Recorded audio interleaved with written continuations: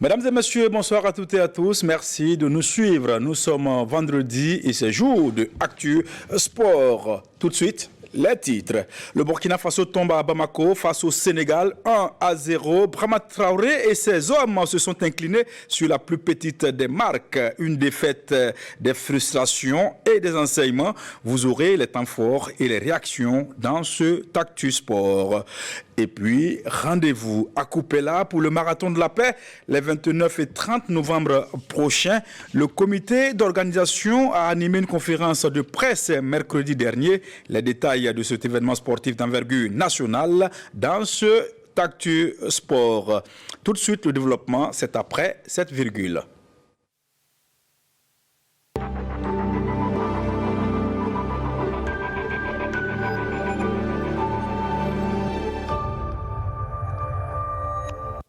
Cinquième journée des éliminatoires de la CAN Maroc 2025. Les étalons ont cédé la première place du groupe L aux Lions de la Teranga à l'issue de leur défaite 1-0 jeudi à Bamako dans le cadre de la cinquième journée. Brahma Traoré et ses hommes ont tenu tête au Sénégal, une équipe au cran complet. Le résumé de ce match avec Alain Didier Compaoré. Ça sera terminé. Ça sera terminé pour cette affiche Burkina Faso-Sénégal. Les étalons du Burkina cèdent la première place aux Lions de la Teranga dans le groupe L. Opposés au Sénégal pour le compte de la cinquième journée, les étalons tombent 1-0 dans une rencontre qui n'était pas pourtant hors portée.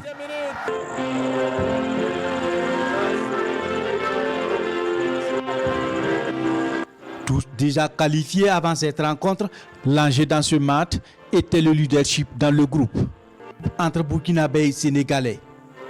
C'est parti pour les 45 premières minutes de ce match au sommet du groupe L entre les étalons du Burkina et les Lions de la Teranga. C'est ainsi qu'à la 10e minute, la belle passe d'Assane Bandé trouve la tête plongeant d'Ousseni Bouda. Mais Edouard Mendy est bien sur la trajectoire.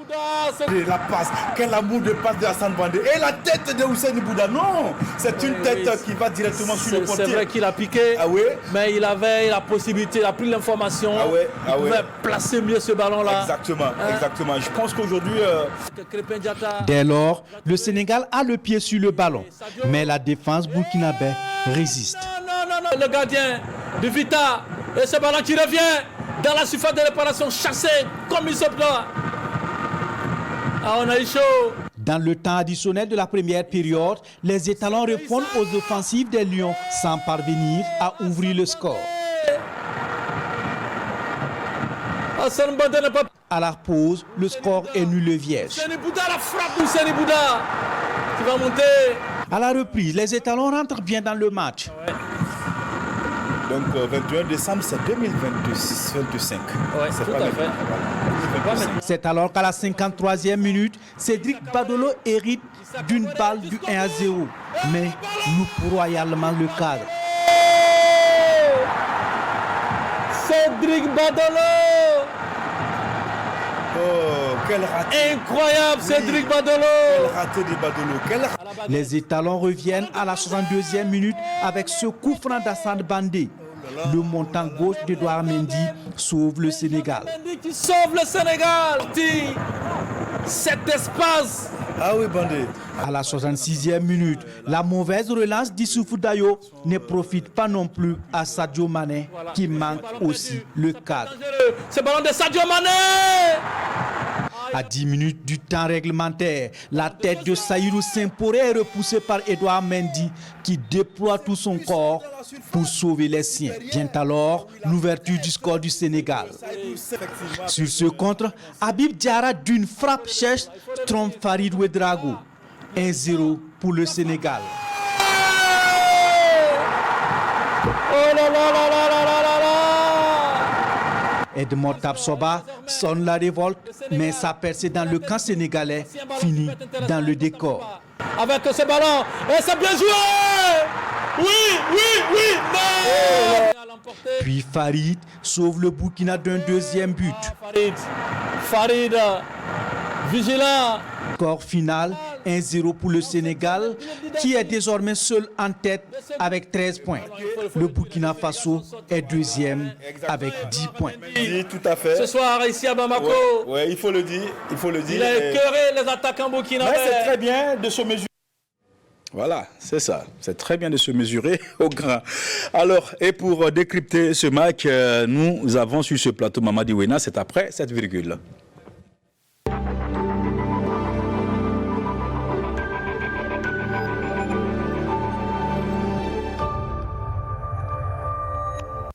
Alors Wena, bonsoir. Bonsoir Jean-Modeste. Vous avez suivi le match et puis vous avez suivi encore le résumé de ce match, sinon à plusieurs reprises. Alors dites-nous un peu le sentiment qui vous anime après avoir vu toutes ces actions-là et ces ratés de Burkina. Quand même, je dirais que je suis un peu frustré par le résultat du match parce que le Burkina méritait mieux. Au moins c'est un match nul qu'une défaite, parce que là, quand vous regardez l'ensemble du match, le Burkina s'est créé beaucoup d'occasions. C'est vrai que le Sénégal avec le ballon, ça, en termes de possession, c'était le Sénégal. Mais en termes d'occasion, le Burkina n'avait rien envie au Sénégal. Si vous avez vu, Edouard Mendy a eu à faire 5 arrêts. Ah ouais. C'est vrai que Farid aussi a fait 5 arrêts, mais il y a arrêt dans arrêt. Quand vous regardez les arrêts d'Edouard Mendy, ce sont des arrêts d'un gardien de classe mondiale, parce que c'était pratiquement au moins 2 buts. Qui devait rentrer dans ce match. Si ce n'était pas un gardien de classe mondiale, c'était des buts. Donc, on a vu une équipe du Burkina qui offensivement existait, même s'il y a eu beaucoup de déchets, parce que les 15 premières minutes ont été difficiles, mais après, l'équipe a pris confiance, surtout après l'occasion de Bouddha. Vous avez remarqué le tournant du match, là où le Burkina a pris confiance, c'est quand la parade de Mendy sur la tête de Ousseynou Bouddha. C'est-à-dire seulement le Burkina a repris confiance. Le Sénégal aussi a commencé à savoir qu'il y a un garçon devant. Donc le match s'est rééquilibré, même si le Sénégal avait la position, le Burkina était plus dangereux. Surtout vers la fin du match, la première période, le Burkina a encore été très très dangereux, mais malheureusement, il y a eu ces ratés qui n'ont pas permis au Burkina de scorer. D'accord. Alors, on sait que les deux équipes étaient déjà qualifiées. L'enjeu, c'était donc la première place du groupe. Quand on regarde un peu ce match-là, est-ce que aujourd'hui, on a comme l'impression que l'équipe de Burkina, en tout cas, a les arguments pour aller titiller vraiment les grands lors de cette CAN-là? Le Burkina a des joueurs de qualité, le Burkina a les arguments, mais le Burkina a un talent d'Achille actuellement. Ok. Voilà, moi le talent d'Achille, c'est quoi? C'est le milieu de terrain. Ok. Quand vous regardez les différents compartiments, que ce soit la défense du gardien jusqu'au défenseur. Le 4 défenseurs, oui. Quand vous prenez l'attaque, le Burkina peut rivaliser avec les meilleurs d'Afrique. Mais quand vous prenez le milieu de terrain, c'est là où c'est vrai qu'on a des joueurs combatifs, des joueurs qui se battent, des joueurs qui cherchent à se montrer à leur avantage, mais malheureusement, la valeur intrinsèque et la qualité technique n'est pas au niveau africain. Quand je dis au niveau africain, qu'est-ce que vous reprochez au milieu de terrain burkinabé composé par Sacha Bansé, Saint-Poré et Badolo? Quand vous regardez là où ces joueurs jouent, je ne dis pas qu'ils ne jouent pas dans des bons championnats. Quand vous prenez Badolo, joue en Moldavie. Quand vous prenez Sacha Bansé, qui est en train de monter en deuxième division allemande. Quand vous prenez Saint-Poré, il est en Égypte, c'est vrai, mais c'est pas... Quand vous prenez les autres, regardez les grands d'Afrique, que ce soit la Côte d'Ivoire, le Sénégal, le Niger, quand vous prenez le Nigeria, le Maroc, quand vous prenez le milieu de terrain, ça joue dans le top 5 européen. C'est vrai qu'on peut compenser la valeur intrinsèque, la valeur individuelle par la combativité, mais on a vu que ce plan-là, le Burkina quand même pêche actuellement. Parce que vous avez regardé le but. Oui, parlons-en. Cette offensive. Parlons-en. Voilà, sur le but. Voilà, il y a eu la montée de Qu'est-ce qui s'est passé, qui a même empêché l'infiltration de Josué. Et là, sur cette perte de balle, derrière, il n'y avait plus personne. Le milieu était cassé, il n'y avait personne. Parce que quand Josué rentre, il ne reste que 2 milieux, des métiers. Oui. Josué est plus offensif. Il était plus offensif. Et il restait Chacha Bansé et puis Saint-Poré. Et quand Chacha dézone, qui peut compenser? C'est ça le problème du football total que vous prenez, Brahma Traoré. Il faut qu'il y ait des joueurs qui puissent compenser les montées des milieux de terrain. Et là, quand vous voyez nos milieux de terrain montent, ils font un dépassement de fonctions. c'est pas toujours compensé par des joueurs qui ont le profil pour pouvoir reprendre la mettre dans ce milieu. Vous voyez, sur l'action, le milieu était cassé. Pratiquement, il a eu le temps d'ajuster. La défense était là, mais il n'a pas abordé la défense.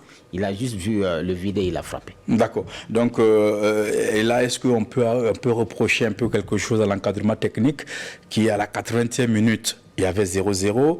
Et là, en cas de match nul, le Burkina maintient sa première place. Mais dans les changements qu'on a vus, on a senti que le Burkina avait envie de gagner forcément le Sénégal. Mais pour moi, le problème n'était pas dans les changements. Puisque quand vous prenez les joueurs, c'était pratiquement du poste pour poste. Hein, parce que Cédric Badolo, c'est vrai que c'est un milieu de terrain, mais les joueurs étaient déjà très hauts.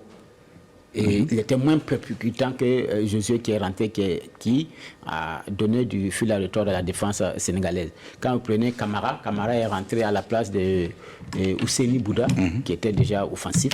Donc, c'était pas... Moi, je pense que c'est...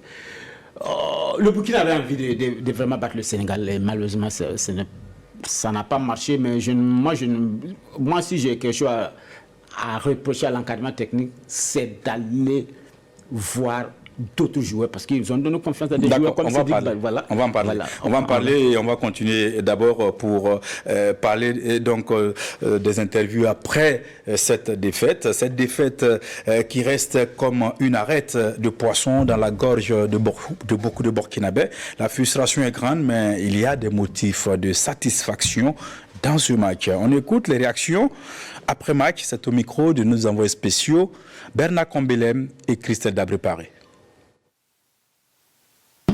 C'est sûr, c'est vrai, l'équipe burkinabé a eu des occasions, mais aussi on a eu des occasions.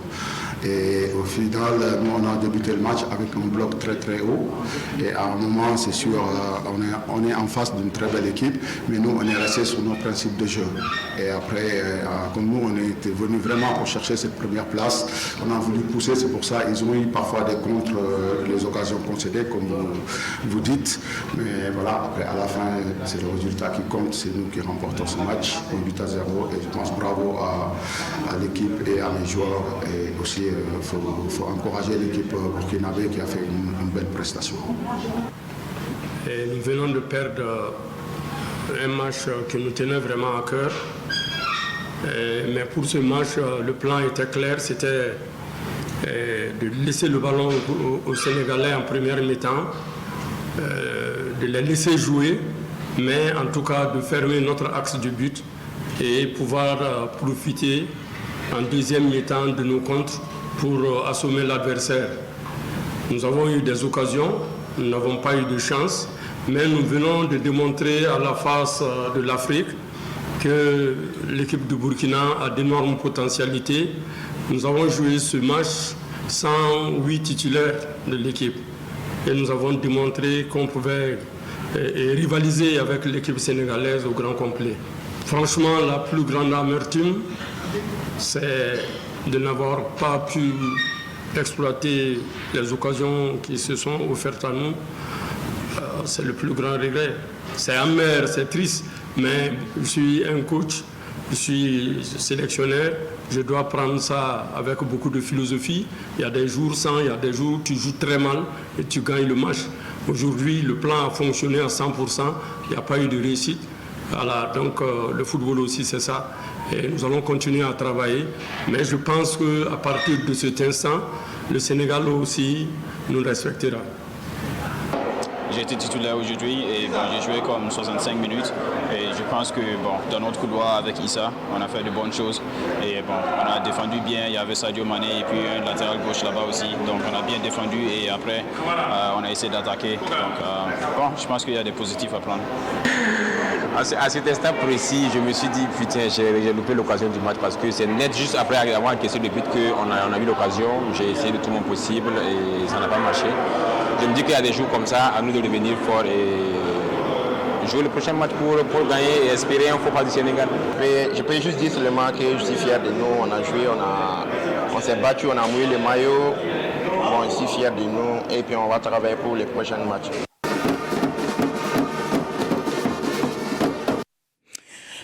Voilà, Mamadi Wena, vous avez écouté les réactions après donc cette défaite de Burkina. On sent que la frustration est là, même si certains disent qu'on va aller travailler pour revenir plus fort. comment on peut expliquer ces ratés-là, ces occasions que le Burkina obtient, mais n'arrive pas à pousser la balle au fond, surtout cette occasion de Cédric Badolo, cette occasion de Tapsoba, il y a aussi celle de Bandé, de Bouddha, il y en a eu tellement que je ne peux pas tout dire. Quand je regarde le Burkina dans ses éliminatoires, on n'a pas eu autant d'occasions, même face au Burundi, le 4-1 qu'aujourd'hui. Ça montre, c'est vrai qu'il y a des joueurs comme Dango Ouattara ou Bertrand qui manquent, voilà, qui peut-être en finition. Bon, on ne parle de 8 titulaires. Voilà. Bon. Oui, il y a quand même des titulaires qui manquent, c'est vrai. Mohamed Konaté, Dango, Bertrand et puis Hervé. Hervé Kofi. Ouattara aussi qui poursuit souvent une place de titulaire. Kader Ouattara. Donc, mais dans ce match, je pense que c'est plus la pression. Vous savez, quand vous jouez contre le Sénégal, c'est pas comme quand vous jouez contre le Burundi ou le Malawi. Même devant le Malawi, on avait tellement raté le jour du 3-1. Oui. À Bamako, on avait raté beaucoup d'occasions. Et ça montre que la finition reste un problème au Burkina. Mais il y a aussi souvent la manière dont on continue nos actions. Souvent, ça arrive comme ça. Il n'y a pas souvent une construction fluide. C'est vrai qu'il y a des centres, par exemple, quand vous prenez là où Cédric Badolo se trouve, c'est un centre repoussé par le gardien, il n'avait qu'à mettre ça au fond, ce n'est pas rentré. Mais je pense qu'il faut travailler toujours à mieux construire nos actions, là où le joueur même arrive avec la certitude qu'il doit frapper et cadrer. D'accord. Ce que je voulais ajouter, c'est au niveau donc de cette équipe de Burkina, qui sont les joueurs qui vous ont vraiment marqué, ceux qui ont marqué des points lors de ce match? Pour moi, je dirais que ce sont les mêmes. Sont les mêmes, c'est Edmond Tapsoba, Farid qui prend toujours de la confiance, même s'il a encaissé un but. Pour moi, ce but un gardien de classe mondiale peut peut-être enlever ce but. C'est pas dit que c'est un but imparable, c'est pas forcément imparable, mais on ne peut pas aussi attribuer ce but à l'oreille d'un gardien parce que c'est quand même une balle bien frappée. Petit filet, c'était pas si évident, voilà, donc ça, je pense qu'il fallait aussi monter en puissance. Bon, Edmond Tapsoba qui a été patron, même si on a encaissé quand même, qui a montré, d'ailleurs qui est toujours là. Le milieu de terrain, dans ce match, a montré quand même des signes de faiblesse. Parce que j'ai toujours dit, ce milieu de terrain, quand on monte d'un cran, quand vous voyez que ce soit le match aller contre le Sénégal, le match retour contre le Sénégal, notre milieu est perdu. Ça ne donne pas le milieu de terrain qui arrive à s'en sortir devant des équipes comme le Burundi et le Malawi. Donc ça montre que c'est là-bas qu'il faut. Il y a du boulot. C'est le chantier. José Tendrebego. Voilà, José Tendrebego qui est plus offensif. Il vous a épaté. Il a eu quelques minutes. Une belle entrée, comme Camara aussi. C'était son premier match avec les États. Son premier match avec les A. Une belle entrée. J'espère qu'il va être appelé. Parce que nous, on voit des joueurs aussi qu'on appelle, qu'on n'utilise pas. Des joueurs qu'on appelle, qu'on n'utilise pas. Des joueurs qu'on n'avait même pas appelé, qu'on a rappelé parce qu'il y a des blessés, mais qui arrivent à convaincre comme Jésus. Voilà, Hassan Bandé, très bon match de Hassan Bandé. Je ne l'ai jamais vu à ce niveau, et surtout une grosse équipe. Quand je dis à ce niveau, depuis sa grosse blessure, parce qu'avant c'était vraiment Hassan Bandé, mais depuis sa grosse blessure, il avait du mal à se remettre, mais là il a montré qu'il est en train de revenir. Franck Lassina, pour terminer. Qui était un bon pivot, qui n'a pas eu de bons ballons, mais qui s'est battu quand même. Son jeu d'au but quand même.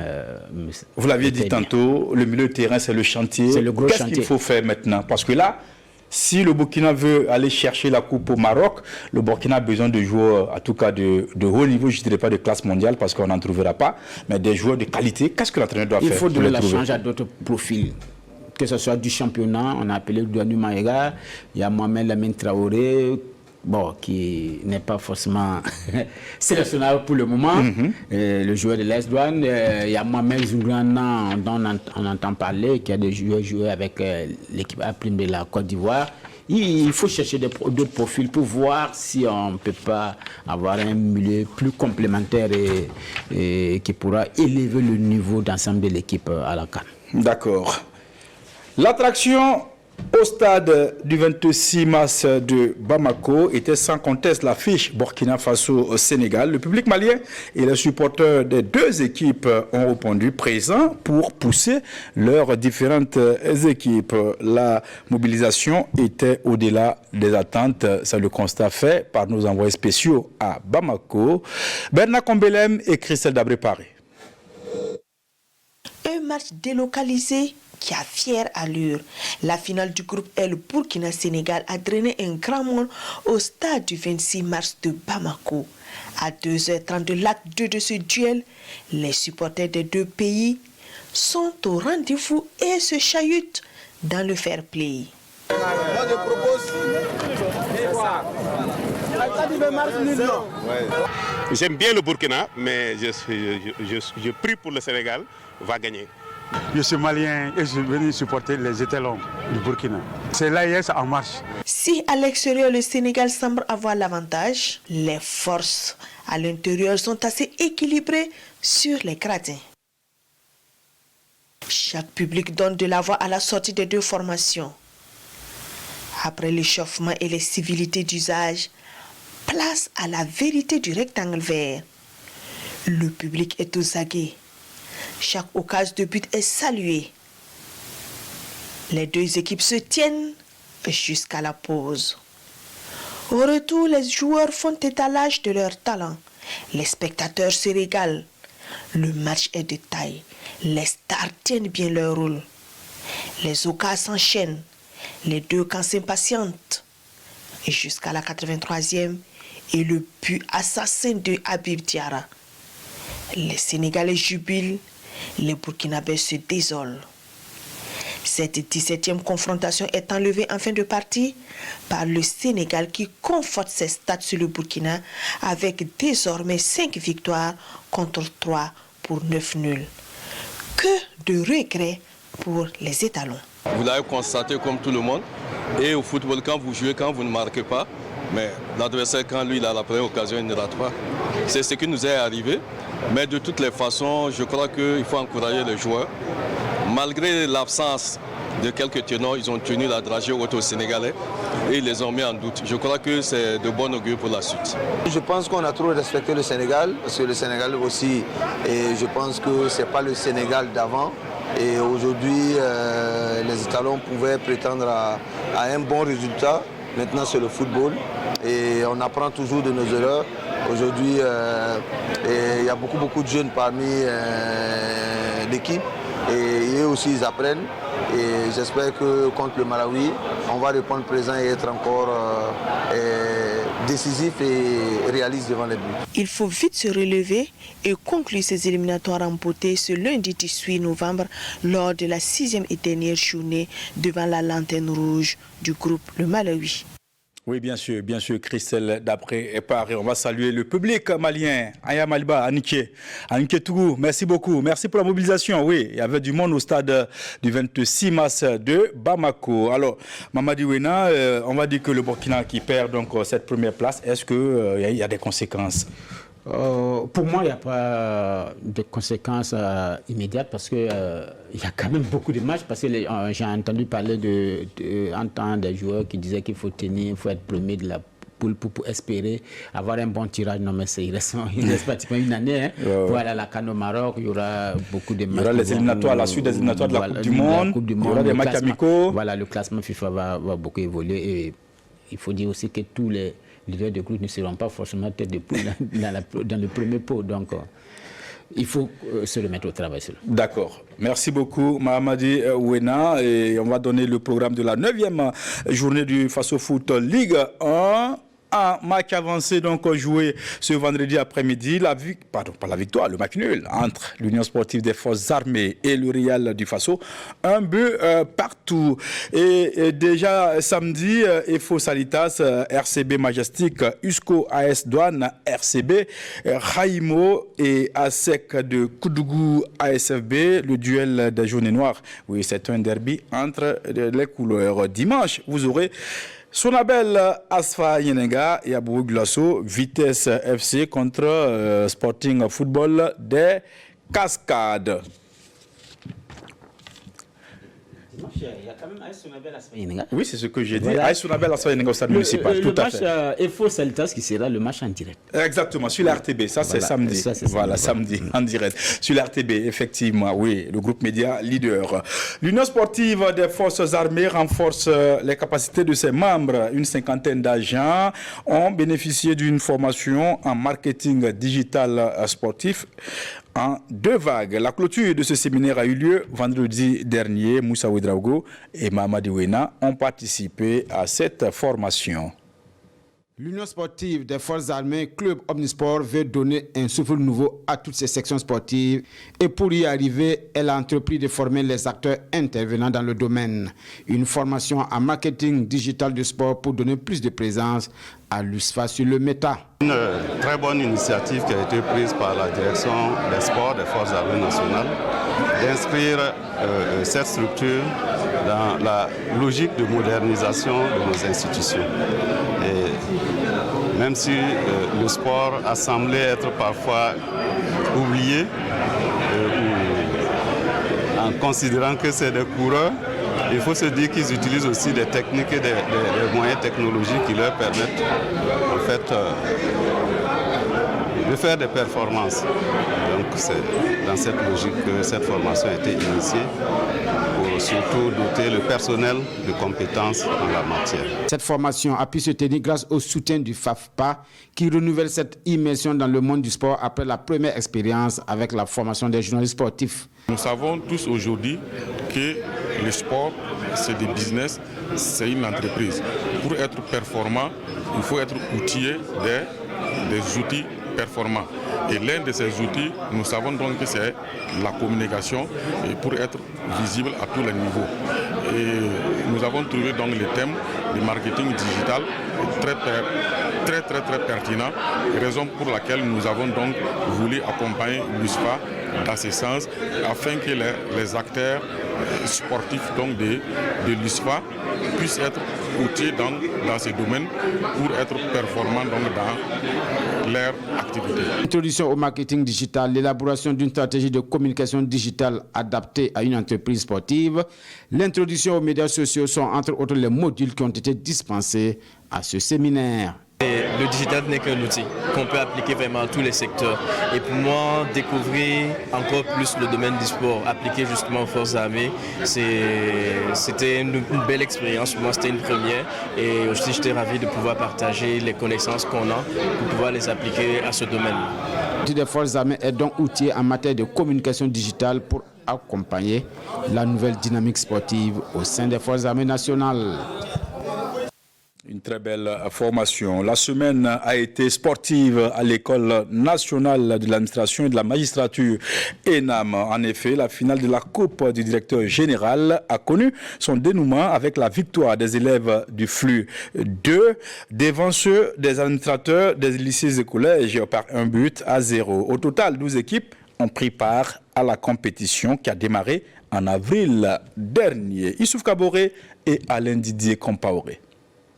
Fédérer l'ensemble des élèves des différentes filières, promouvoir l'esprit d'équipe, de cohésion et de bon rapport entre les élèves de l'ENAM. C'est l'objectif recherché à travers la coupe du directeur général de la dite école en football. Et parmi les 12 équipes qui ont pris part au tournoi, la finale oppose ici les élèves administrateurs des lycées et collèges au flux 2 en maillot vert. Une finale que le flux 2 remporte par 1-0.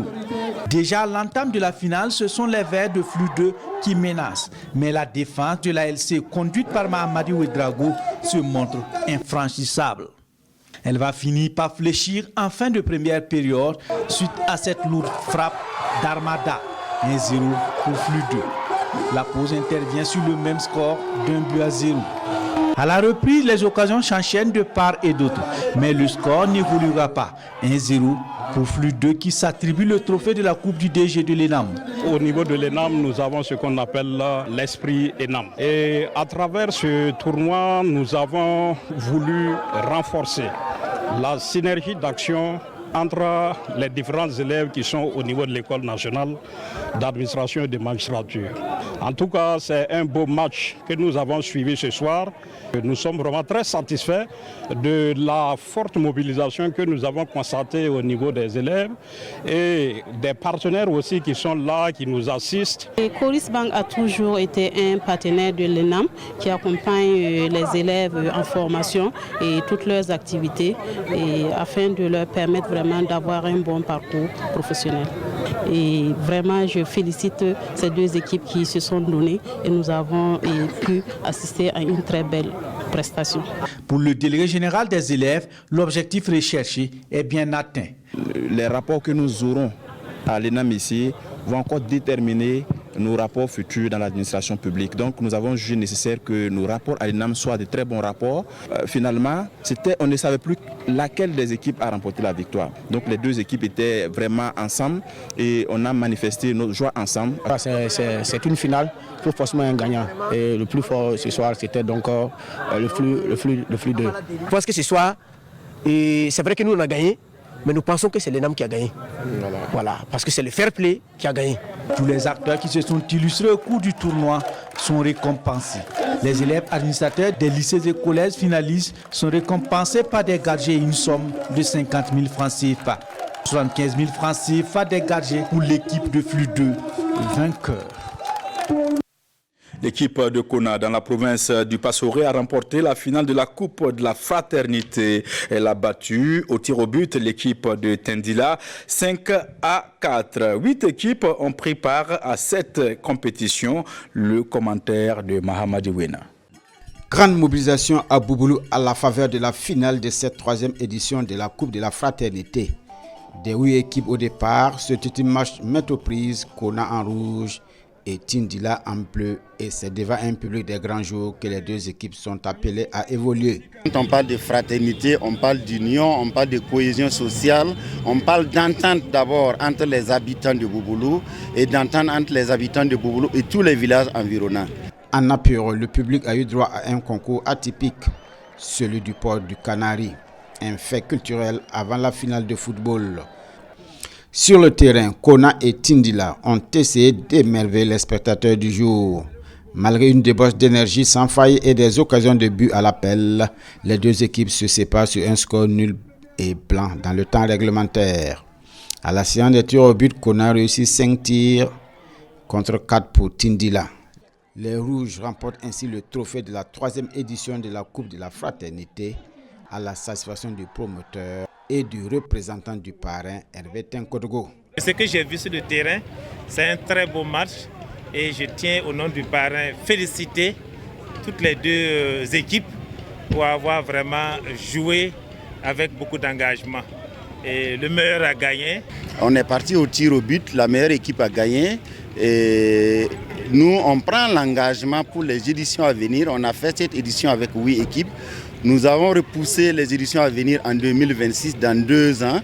Nous prenons l'engagement de mobiliser encore beaucoup plus de villages pour cette compétition. Cette 3e édition s'est déroulée dans la fraternité comme le stipule l'intitulé de cet événement footballistique. Aujourd'hui, c'est la joie.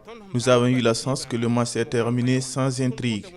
Nous prions Dieu que la prochaine édition nous trouve dans la santé et dans la joie. Les équipes ayant atteint le dernier carré ont été primées de même que le meilleur buteur, le meilleur gardien et l'équipe fair play. Tindila finaliste s'en sort avec la médaille d'argent, 2 ballons et la somme de 75 000 francs. Kona, vainqueur de la 3e édition, s'empare du gros lot. La médaille d'or, un jeu de maillot, la somme de 100 000 francs et le trophée.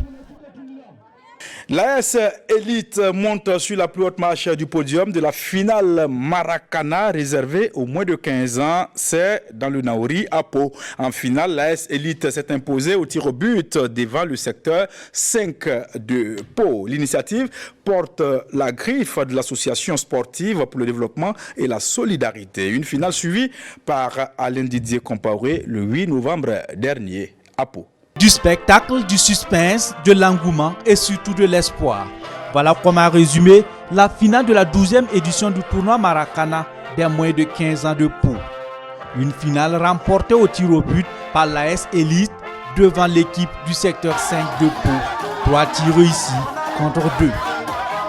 C'est d'ailleurs sans round d'observation que l'AS Élite en jaune-bleu et le secteur 5 de Pau s'affrontent sur le terrain. Elle se crée plusieurs occasions de but, mais le marqueur indique 0-0 à la pause. Une mi-temps mise à profit pour décerner des attestations à certains partenaires et surtout faire des dons de vivres aux personnes déplacées internes de la province du Naouri. On a associé en tout cas nos sports aux dons. C'est-à-dire qu'on a pensé aux démunis, plus précisément aux déplacés internes, que en tout cas nous voyons un peu partout. Voilà pourquoi on a eu ce don-là à ces déplacés internes-là. Ils ont pensé également que notre province qui a également des personnes déplacées internes puissent bénéficier de quoi manger. Et je crois que le don qui a été remis aux responsables donc, en charge de l'action humanitaire va faire un bon usage. À la reprise du match, la finale double d'intensité. Du côté de l'AS Élite, les jumeaux Sahardine et Nouridine donnent du fil à retordre à la défense du secteur 5. Une équipe aussi joueuse qui répond souvent par des actions dangereuses de but. Malgré les différentes occasions de part et d'autre, au temps réglementaire, le score est de 0 but partout. C'est donc dans les séances des tirs au but que l'AS Élite remporte la finale par 3 tirs contre 2. Une apothéose qui satisfait parrain et promoteur. Vous avez vu ce soir, tout le monde est content et le fair play et le meilleur a gagné. Il faut dire que l'objectif de cette compétition-là, c'est de recenser les meilleurs. Donc c'est pour dire que d'office, ce qu'on a vu à l'œil en tout cas déjà, ils feront partie de l'Académie Football Club de Pau. Je suis un adepte de la relève. Et sans la relève, je ne crois pas qu'il y aura un football d'élite. Et aussi notre politique actuelle, la nouvelle vision de notre président de fédération, c'est l'accent sur la relève. Et vous voyez même que la FIFA veut maintenant, à partir de 2025, que la Coupe du Monde des U17 soit annuelle. Et je félicite et j'encourage surtout tous ceux qui, dans ce domaine, mettent le paquet pour la réussite de cette catégorie. Les meilleurs acteurs du tournoi ont tous reçu des récompenses. L'équipe du secteur 5 finaliste se contente d'un jeu de maillot, des ballons, la médaille d'argent et une enveloppe de 75 000 francs CFA. 100 000 francs CFA, un jeu de maillot, des ballons, la médaille d'or et le trophée de vainqueur pour l'association sportive des élites. La ville de Kupela va abriter la 3e édition du Marathon de la paix. Le comité d'organisation a animé une conférence de presse au cours de laquelle le circuit a été dévoilé. L'événement se tiendra les 29 et 30 novembre 2024. On en sait plus avec nos correspondants de la RTB Centre-Est, Hassan Gebré et Rasmane Ouedraogo. Les organisateurs du Marathon de la paix ainsi que les autorités administratives de la province du Kouri-Tenga dévoilent les détails de la 3e édition du Marathon de la paix à Kupela, un événement qui vise non seulement à encourager les valeurs de paix, mais aussi à contribuer au développement socio-économique de la province. Pour cette édition, plusieurs innovations sont à noter. Cette édition prévoit un marathon international professionnel messieurs de 42,195 km, un semi-marathon international professionnel dames de 21 km, un semi-marathon des personnes vivant avec un handicap moteur de 5 km et enfin un semi-marathon de 10 km dédié aux jeunes de moins de 18 ans. Avec l'introduction d'une compétition de marche sportive de 4 km au profit des personnes du 3e âge. Les récompenses pour les vainqueurs sont également annoncées par les organisateurs. Le gagnant du marathon principal va recevoir 1 million de francs CFA, tandis que les premiers du semi-marathon et de la course des pays de l'AES se verront attribuer la somme de 500 000 francs CFA chacun. La population est donc invitée à participer massivement à cet événement qui allie sport, unité et solidarité autour des idéaux de la paix et de développement. C'est un cadre de promotion de la destination du Burkina Faso et de la province du Kouri-Tenga. Le marathon de la paix, ce sont des jours et des nuits d'animation de notre province. Ce sont des investissements socio-économiques structurants, des forages, des jardins nutritifs. Ce sont des moments de solidarité envers les personnes démunies et les personnes déplacées internes présentes dans notre province. La cité des Cailloux Blancs est donc prête à accueillir les athlètes et spectateurs les 29 et 30 novembre prochains sous le thème « Des foulées pour la souveraineté et l'émergence des États du Sahel ». Cette compétition marque également le début des célébrations du 40e anniversaire de la province du Kouri-Tenga. Hommage à Maître Daouda Nikema, c'est au taekwondo. Premier burkinabé à être élevé au grade de ceinture noire, 8e dan s'il vous plaît. Au-delà de cette distinction, il a reçu 2 autres. C'est pourquoi l'Union taekwondo et discipline associée a organisé une cérémonie pour rendre hommage au grand maître le dimanche 10 novembre dernier à Ouagadougou. Léon Belko Songnaba, Césaire Carfo et Lassina Sawadogo.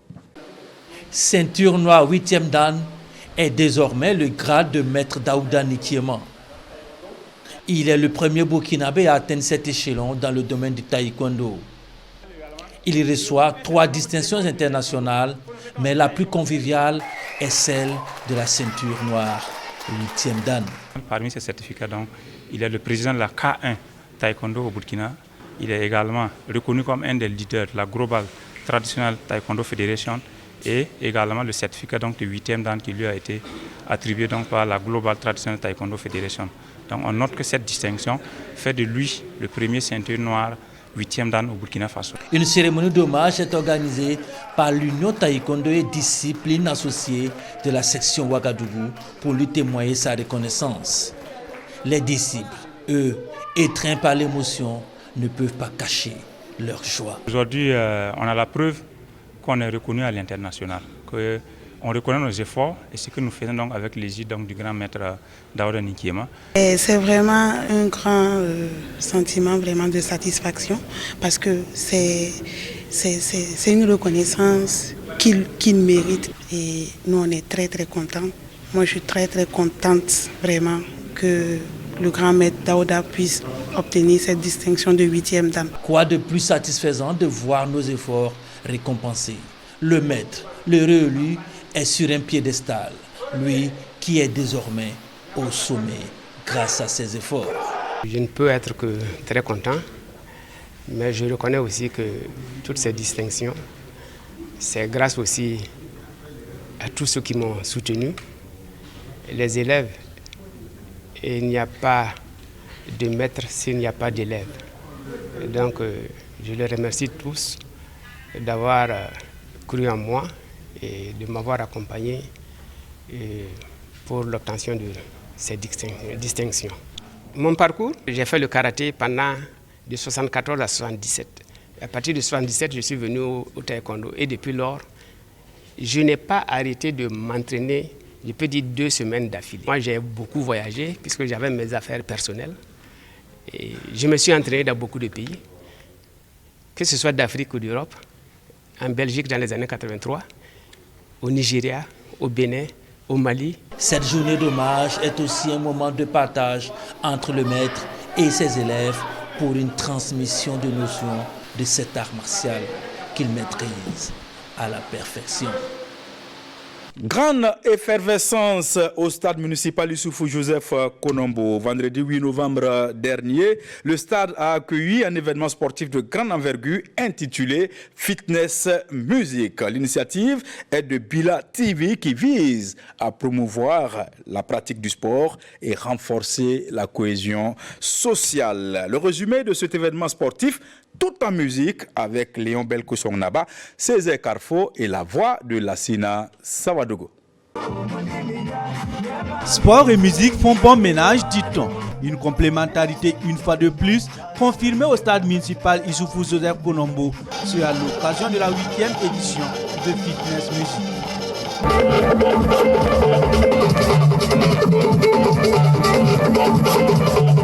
Ce soir donc, femmes, enfants, jeunes filles et jeunes garçons ne se sont pas fait compter.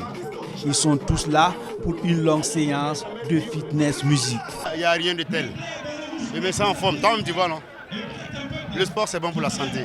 Donc, mon ami, si tu as l'occasion d'aller faire du sport, il faut le faire parce que c'est bon pour la santé, ça aide beaucoup. On la trouve formidable. Vraiment, ça a été une très bonne idée d'avoir organisé cette soirée. On est venu faire le sport, c'est vraiment bien. Ça a permis quand même à la jeunesse de faire du sport, de se retrouver, de se récréer. On voit que les gens sont très enthousiastes. Le plateau scénique aussi était très intéressant. Ça fait que bon, en tout cas les gens se sont bien défoulés. Et vous voyez, le mercure est toujours en train de monter. Donc ça veut dire que c'est très intéressant. Bon, cette soirée, je la trouve bien, vu que notre pays actuellement a besoin de la cohésion.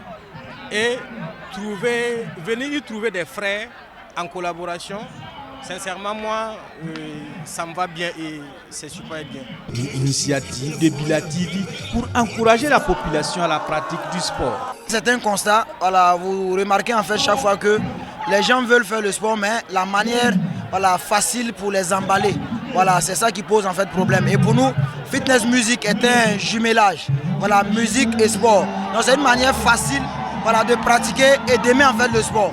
Voilà pourquoi chaque année, en tout cas, on se retrouve, voilà, pour encore faire la promotion de la pratique du sport. Cette activité est vraiment une des plus grandes activités dans le tissu culturel au niveau du Burkina.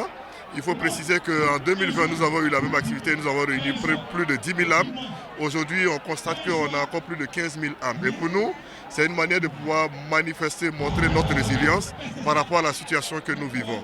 Pendant donc 2 heures de temps, chacun des participants a transpiré et brûlé quelques calories, répondant donc à l'un des objectifs de l'activité.